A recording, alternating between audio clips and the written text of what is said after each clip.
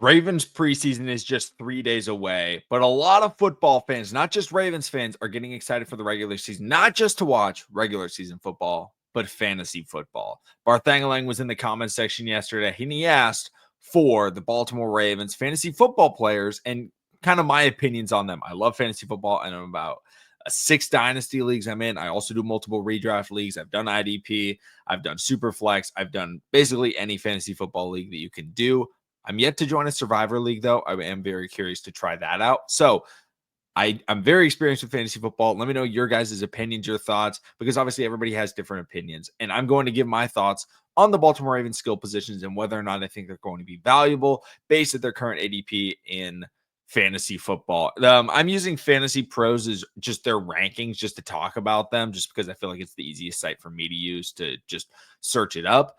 But if you want to use another site and you want to put that in the comment section down below, that's very appreciated.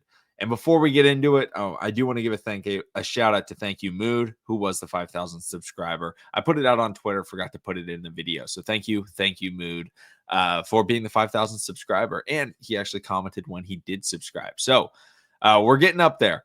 we're chasing 6,000. Hopefully we can maybe get that before the season ends. But obviously, to start off with fantasy football rankings, Lamar Jackson, Derrick Henry, these are two guys that are going to be drafted very early, right? Lamar Jackson is basically every time he's had a fully healthy season, he's been a top 3 fantasy football quarterback. Last year was, I believe, the highest scoring fantasy season for any player in NFL history.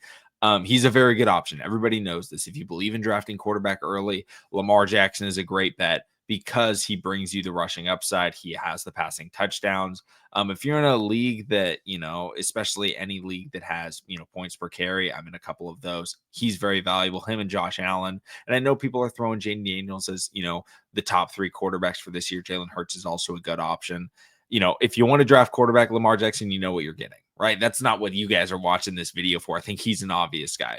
Derrick Henry, a little bit different. He is seen as still one of the premier running backs. He's RB4 on the list that I'm looking at. I think he should be RB2, right? If I'm looking at it, I'm looking at Derrick Henry, I'm looking at Saquon Barkley as the 2 running backs I'm targeting the most, because I think that they're going to be getting the most stable running back production. Now, if you're in a PPR league, half PPR, definitely Derrick Henry does slide down that list a little bit. But even with that, I think Derrick Henry's touchdown value outperforms his lacking pass receptions. So I think he will still be a top 3 running back this year. I think I would take him in the top 5 picks. I took him actually, I want to say I took him 6th overall last year. It might have even, I think it was 5th overall. I took him 5th overall last year in my leagues because I was so confident that he was going to be a, elite player in fantasy football. And obviously he was, with about 1,900 yards rushing. So him and Saquon, I'm absolutely looking at. But again, not a player that I think a lot of people are just trying to eye in on. So I don't think it's necessarily worth me talking about him. I think wide receivers is kind of where the first question marks start to come in. So when I'm looking at wide receivers, obviously the first one is going to be Zay Flowers. Zay Flowers is currently looked at as wide receiver 24, sitting around Cortland Sutton, Xavier Worthy, Devontae Smith, Calvin Ridley, Jameson Williams, DJ Moore. That's kind of in that 21 to 27 range. I think Zay Flowers being drafted as a wide receiver 2 is decent value. Okay. One of Zay Flowers' issues is, though, he's not a huge touchdown guy because his frame doesn't really work in the red zone. In PPR leagues, he is benefited by that because he does get more involved in the screen game. If you're in a league that, prioritizes big plays, right, 40-yard receptions, he can be okay. He's not great at getting big plays. He's an explosive player. He gets those 20 to 30-yard gains pretty frequently. But the 40-yard plays, which is most big play leagues, he does kind of struggle with that. So I think wide receiver 2 is kind of a good option right there. For a 12-man league, at least. Like, he's kind of a low-end wide receiver 2 is what he's looked at. I think that's about fine, right? If you can get him as a wide receiver 3, I think that's phenomenal. But I'm not necessarily going out of my way for a Zay Flowers pull. Even if I have Lamar Jackson at my quarterback, I just don't feel like that stack is necessarily the best stack that you can go for on the Ravens. If I'm looking at a Ravens wide receiver that I think I want to pick up, it's probably going to be Rashad Bateman. He's looked at as wide receiver 54. That's outside of a wide receiver 4 on 12-man leagues. So he's kind of like a borderline flex option in a dual flex system. I feel like he actually provides a lot of upside. Rashad Bateman is a touchdown scorer. He is a third down pass catcher that is going to get plenty of targets and put up good numbers.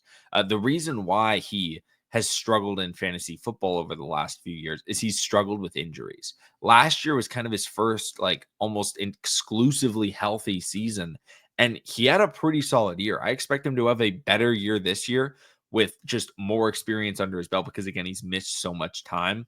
Do I think he's a 1,000-yard receiver? No. But do I think he can be, a 9 or 10 touchdown scorer? Absolutely. I think that does provide value. The other aspect is for any sort of big play bonus league, I think Rashad Bateman is definitely a viable option. But again, Rashad Bateman, I'm not saying he's a huge league winner, but I think he's absolutely going to help you if you're in a pinch, if you want to have a Raven on your bench. I think Rashad Bateman is absolutely the guy because one, Zay Flowers has dealt with injuries.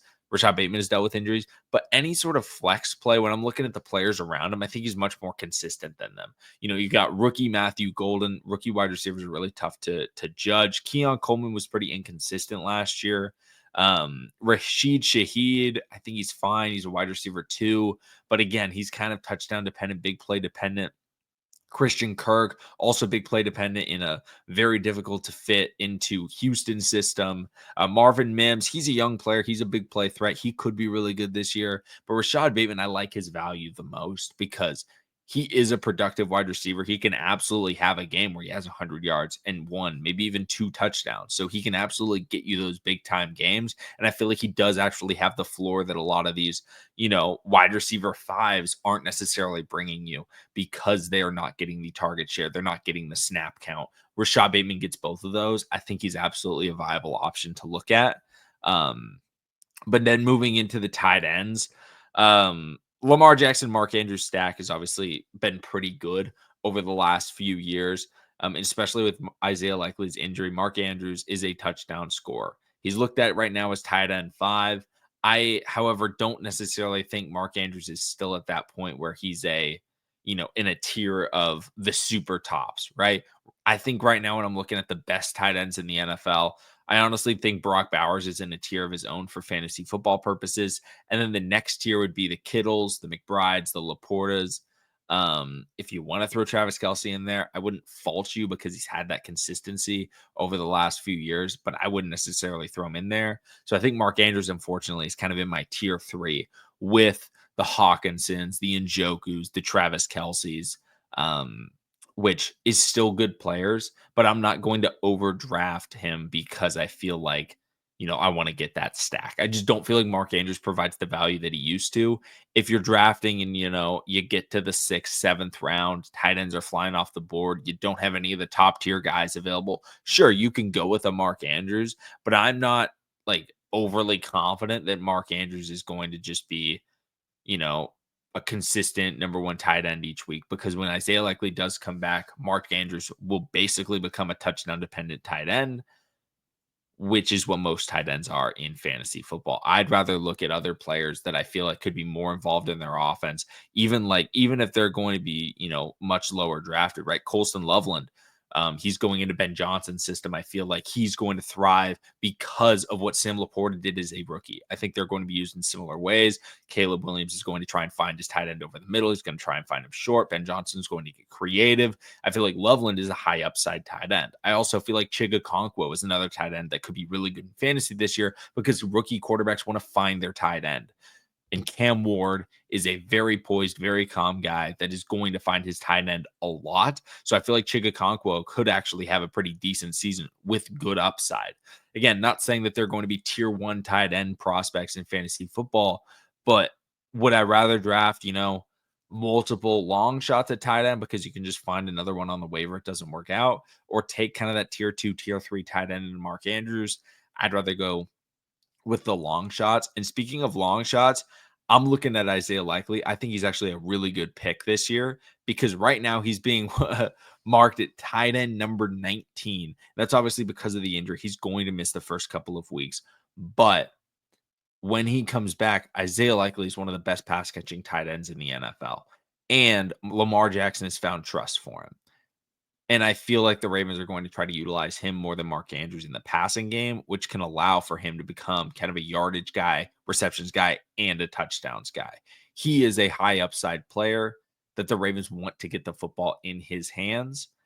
It's just going to take a little bit of time to get there. So if I'm looking at the Baltimore Ravens and who I want to draft in fantasy football, I think Isaiah Likely very late in the draft to maybe stash on IR early and then take a flyer on either a Chigakonkwo, take a flyer on a Colston Loveland. And then if you kind of just want a consistent player that's just going to give you decent numbers, right? Take a Hunter Henry, take a Zach Ertz who had a really dominant year at the end of last season.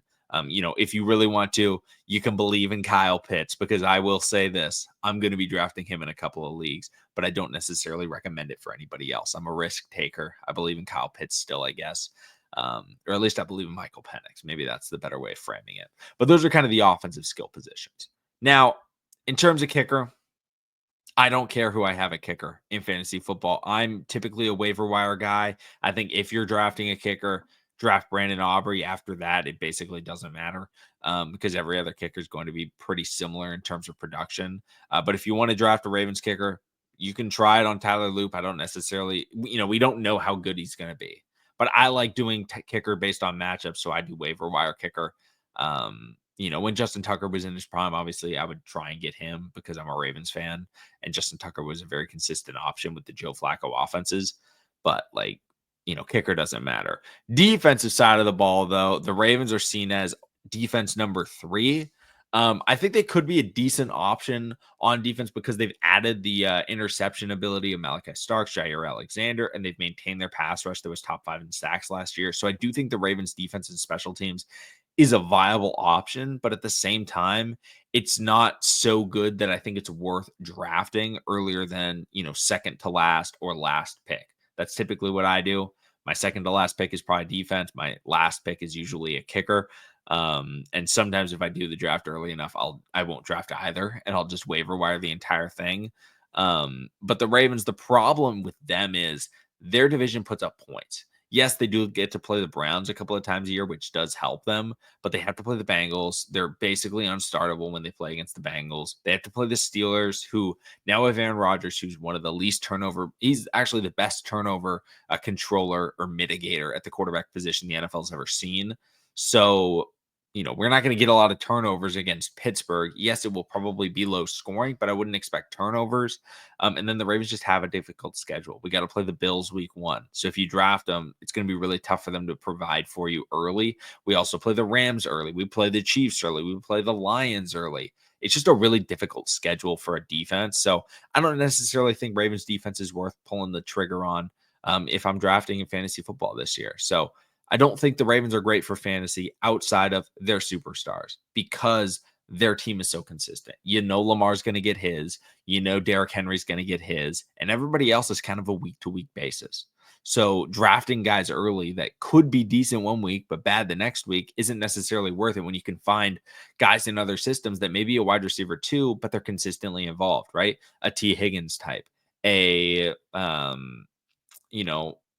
Jerry Jeudy type, guys that you just know are going to get production. They're going to get volume, because either their team is losing and they have to throw the ball consistently, or they just have a pass heavy offense.